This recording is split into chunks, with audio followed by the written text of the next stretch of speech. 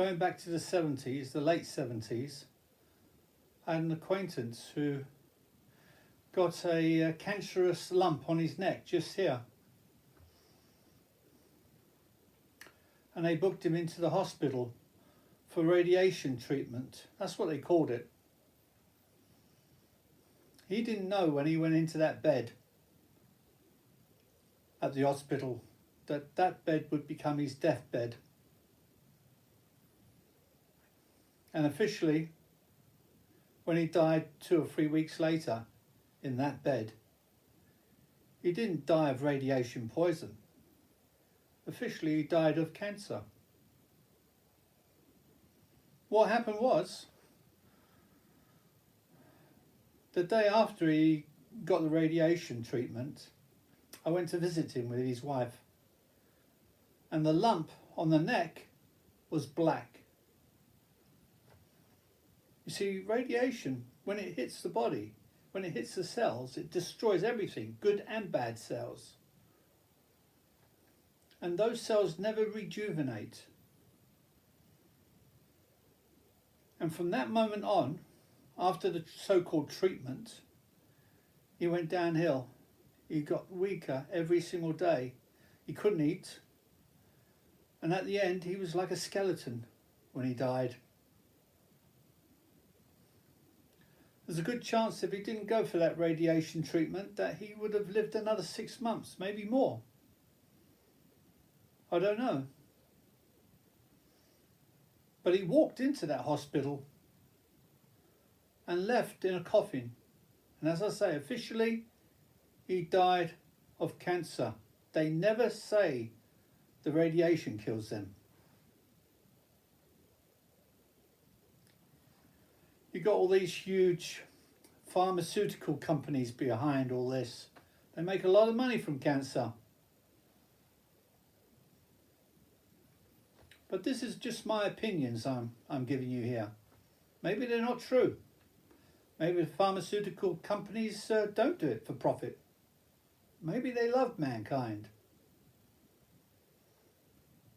And then we have another one, another true story. Dr. Baczynski in America, since the 70s, he's come out with what he calls a cure for cancer. Now, the cancer patients he got were at the end of the so-called treatment or whatever it was. Basically, they were told that they were so far gone they couldn't be helped. And they ended up at his clinic. And he gave them whatever it was, nothing to do with the treatments that they get in normal hospitals. And he cured them. The pharmaceutical companies went mad because they're not making a profit from his cures. And they've been taking it to court, and eventually I think he did get some time in prison. This is a doctor we're talking about who saved people's lives. They don't care, the pharmaceutical companies, that he saved people's lives. And I did see a documentary where, because in America they have cameras in the courts, you can see exactly what's going on.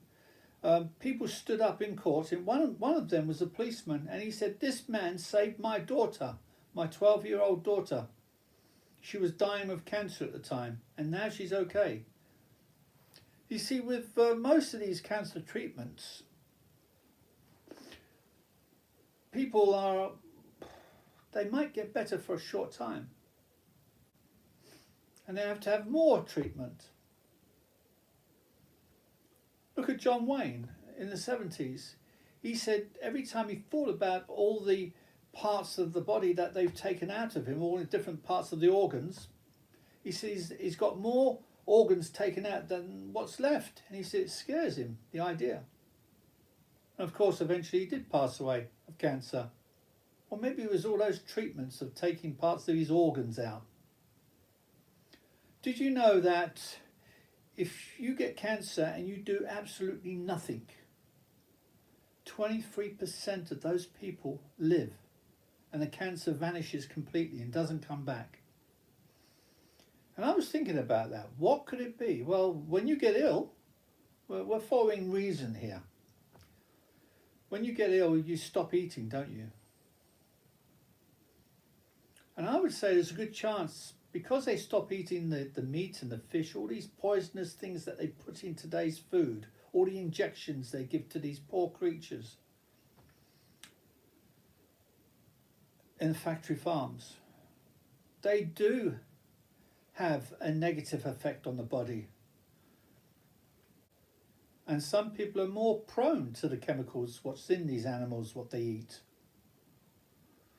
So when they're ill like that, they stop eating and the body clears itself of all those terrible chemicals and then finds the level and gets back to health.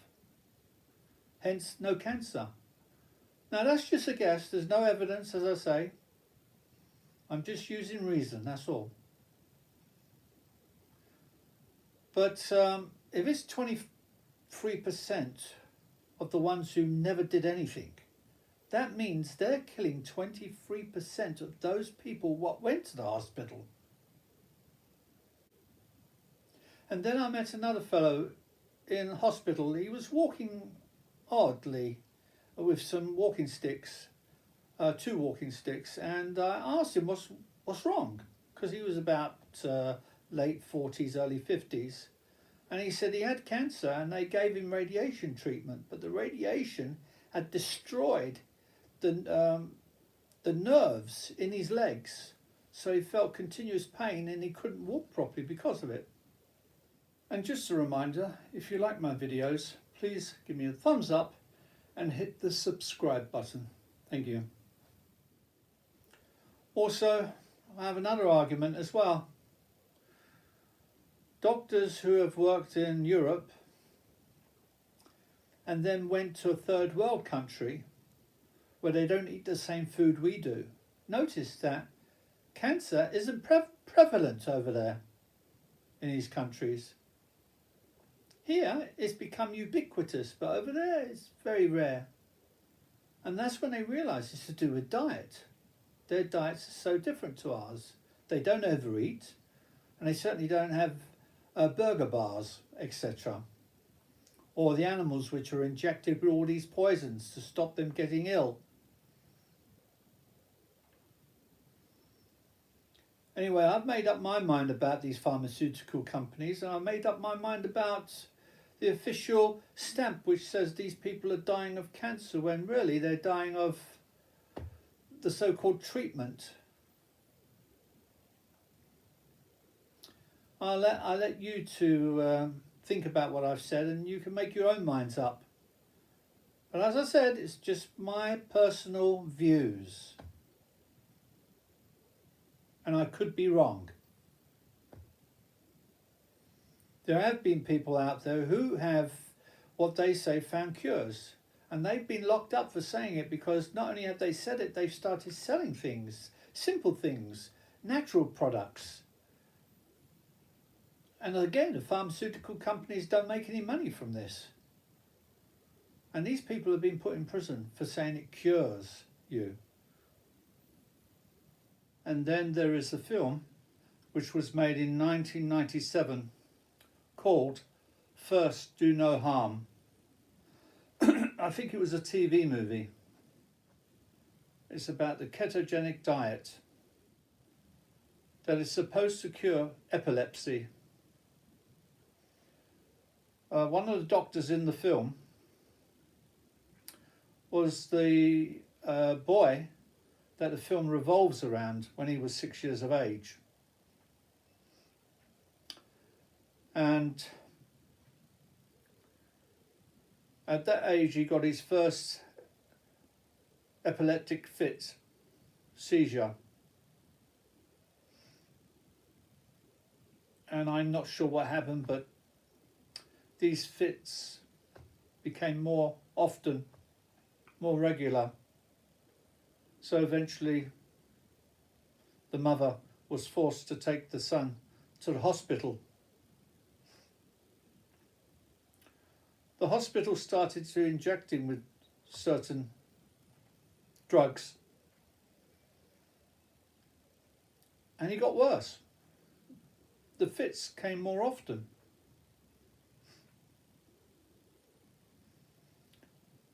Until the fits were every half an hour or so. And the son was becoming weak with so many fits. And if the drug didn't work, they would try another drug.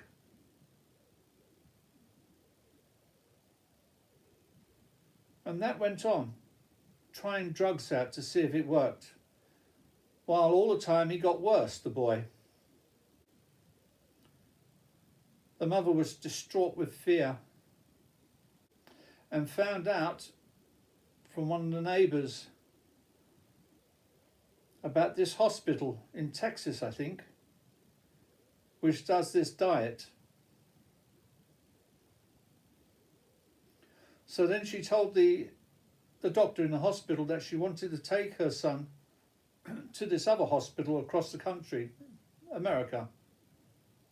And they refused to let him go. They said he was too weak, he couldn't go anywhere, and they wasn't going to allow her to put her own son in danger. What people don't realise is when the hospital gets their hands on people, they're in charge. And in situations where you've got the child and the parents, the parents lose all control of the child once it goes into hospital.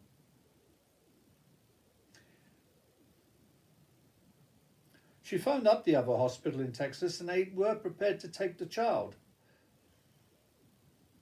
So she decided to try and smuggle the boy out. But she got caught. And I do believe that she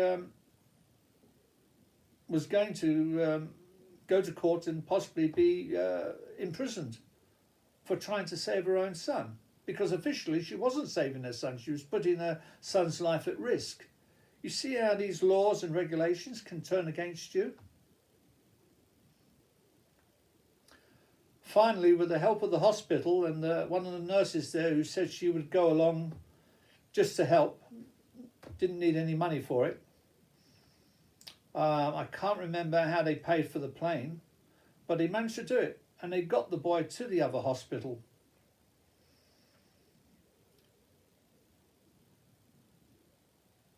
And their way of combating this illness of the mind was to put the boy on a diet. No more injections. I think the diet lasted 2 months. And slowly he was weaned from that diet onto normal food. And he never had any fits since. Can you imagine? It was simply down to the diet. Now, the trouble is, doctors are only good as they're teaching. If they've been taught a certain thing, even if it's wrong, they will think it's right.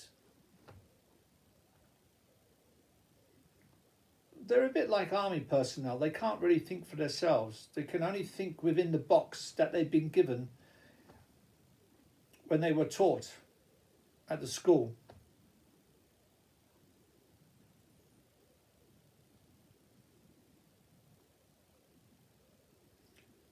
Of course, these are just my own personal thoughts. I could be wrong. And just a reminder, if you like my videos, please give me a thumbs up and hit the subscribe button. Thank you. Make up your own mind.